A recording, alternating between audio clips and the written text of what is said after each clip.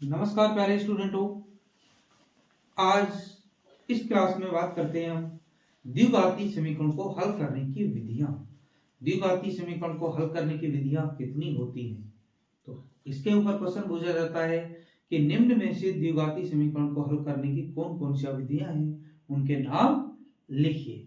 तो करते हैं आज याद हम द्विघाती समीकरण की विधियां बिल्कुल चुटकियों में। तो करते हैं बात द्विघाती समीकरण को हल करने की विधियां। द्विघाती समीकरण को हल करने की विधियां। हल करने की विधियां। द्विघाती समीकरण को हल करने की विधियां। तो करते हैं इनकी बात, द्विघाती समीकरण को हल करने की विधियां। तो द्विघाती समीकरण को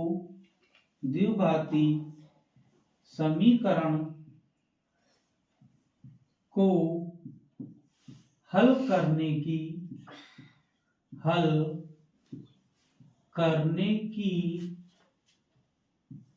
तीन विधियां हैं। द्विघाती समीकरण को हल करने की तीन विधियां हैं। आपके सिलेबस के अकॉर्डिंग द्विघाती समीकरण को हल करने की तीन विधियां हैं। पहली का नाम है गुणनखंड विधि। गुणनखंड विधि। दूसरी का नाम है श्रीधराचार्य विधि। श्रीधराचार्य विधि या इसी को कहा जाता है द्विघाती सूत्र। द्विघाती सूत्र।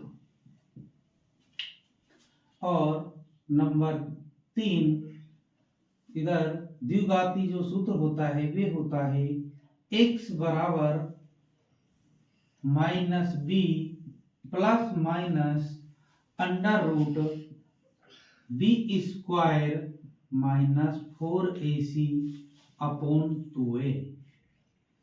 यानी श्रीधराचार्य विधि या पूर्ण वर्ग विधि, श्रीधराचार्य विधि या इसी को ही बोला जाएगा द्विघाती सूत्र। तो इसका सूत्र होता है x बराबर -b plus minus under root b² minus 4ac upon में 2a।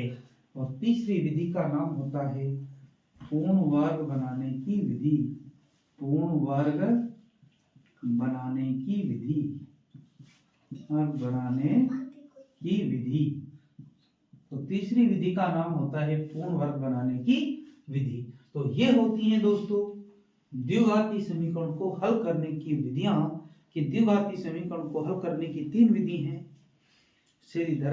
पहली विधि का नाम गुणनखंड विधि, दूसरी श्रीधराचार्य विधि जिसे द्विघाती सूत्र भी कहा जाता है, और तीसरी विधि होती है पूर्ण वर्ग बनाने की विधि। और द्विघाती सूत्र होता है x बराबर -b plus minus under root b² minus 4ac upon में 2a। तो ले लीजिएगा इसका स्क्रीनशॉट।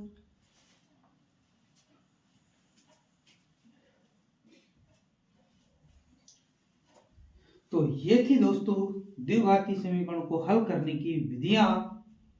इसके ऊपर क्वेश्चन आता है कि कौन सी द्विघाती समीकरण को हल करने की विधियों के नाम लिखिए, या कौन सी विधि है और कौन सी विधि नहीं है।